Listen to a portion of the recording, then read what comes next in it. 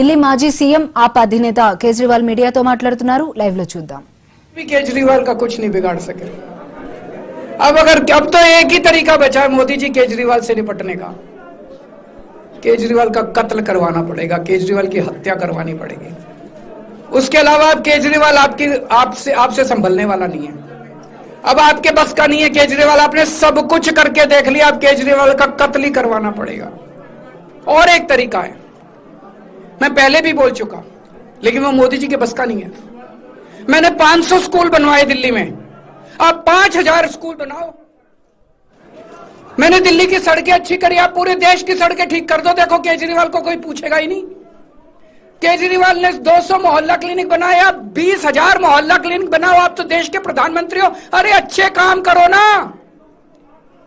वो नहीं होता मोदी जी से, वो मोदी जी से नहीं होता. मैं उनको कहना चाहता हूं, प्रधानमंत्री जी, केवल सत्ता की जो प्रधानमंत्री मोदी जी की और अमित शाह जी की सत्ता की हवस है, यह उसका नतीजा है जो यह षड्यंत्र रचा गया. और इस षड्यंत्र का मैं बहुत छोटा हूं, हमारे परिवार ने बहुत भुगत भोगी है. मैं जेल गया, मेरी मां बीमार रहती है बहुत ज्यादा, उसको अस्पताल में एडमिट कराना पड़ा. बहुत रोई मेरी मां, बहुत रोई. इनकी पत्नी मनीष सिसोदिया जी की पत्नी, उनको मल्टीपल स्क्लेरोसिस डिजीज है, सब लोग जानते हैं.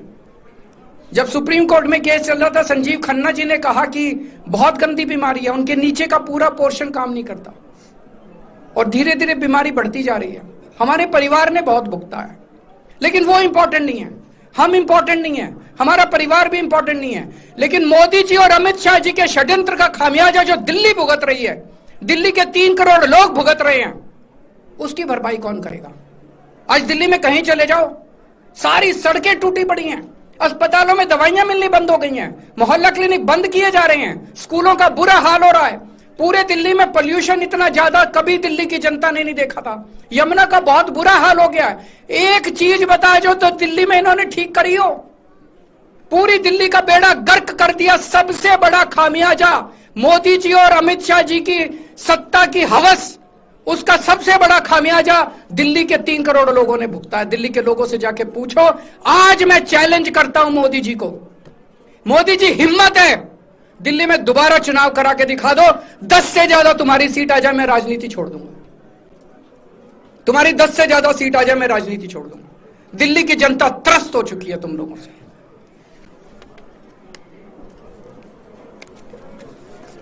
मैं मोदी जी को कहना चाहता हूं, अगर आपने सत्ता हासिल करनी है, कुछ पॉजिटिव काम करके सत्ता हासिल करो. आज देश के सामने इतनी बड़ी बड़ी समस्याएं हैं. आज देश का युवा दुखी है, देश का व्यापारी दुखी है, देश का उद्योगपति दुखी है. आज अमेरिका हमें आंखें दिखा रहा है. मोदी जी की हिम्मत नहीं है जो ट्रंप के खिलाफ एक शब्द बोल दे. ट्रंप के खिलाफ रोज ट्रंप गालियां देता है मोदी जी को, रोज ट्रंप गालियां देता है भारत को, रोज ट्रंप गालियां देता है हमारे देश को. मोदी जी के हमारा प्रधानमंत्री भीगी बिल्ली बना हुआ है. अरे देश संभालिए ना. आपको हमने देश चलाने को दिया था और आप केजरीवाल में उलझ गए, आप आम आदमी पार्टी में उलझ गए. पॉजिटिव काम करके सत्ता हासिल कीजिए, ये नेगेटिव काम करना बंद कीजिए. अगर आपके कोई 1-2 प्रश्न है तो. क्या आपको उम्मीद है कि अब ईडी के मामले को भी? ईडी मामला खत्म हो गया. सीबीआई के मामले के बेस पे ईडी था, वो अब फॉर्मेलिटी बची है. हम अगले हफ्ते एप्लीकेशन डालेंगे, ईडी का मामला खत्म हो जाएगा. कांग्रेस कह रही है कि ये बीजेपी ने जो है कांग्रेस को नुकसान पहुंचाने के लिए आपको जो है राहत दिलवा दी है. मैं आपसे पूछना चाहता हूं, क्या राहुल गांधी जेल गया? मनीष सिसोदिया जेल गया? सोनिया गांधी जी जेल गई? किस मुंह से बात करते हैं? शर्म नहीं आती कांग्रेसियों को? सीबीआई इस केस को ऊपर कोर्ट में ले जाएगी. ले जाए, वो तो ले जाए, उनका हक है. सुप्रीम कोर्ट भी जाएंगे, हाई कोर्ट भी जाएंगे. जैसे निचली कोर्ट में न्याय हुआ, ऐसे ऊपरी कोर्ट में भी न्याय हुआ. जब कोई सबूत है ही नहीं, जब कोई गवाह है ही नहीं, तो ऊपर के कोर्ट में भी कहां से लाएंगे सबूत, कहां से लाएंगे गवाह? आज कोई छोटा मोटा उन्होंने डिस्चार्ज कर दिया है हमें. उन्होंने कहा कोई आरोप ही नहीं बनता. इसके अलावा जो इन्वेस्टिगेटिंग ऑफिसर सीबीआई के ऊपर उन्होंने, कोर्ट ने टिप्पणी की है कि सीबीआई अपने दोषी अधिकारियों के खिलाफ डिसिप्लिनरी एक्शन, कभी ऐसा ऑर्डर देखा है? इसका मतलब कितना फर्जी मुकदमा था कि सीबीआई के अफसरों के खिलाफ डिसिप्लिनरी एक्शन लिया जाएगा.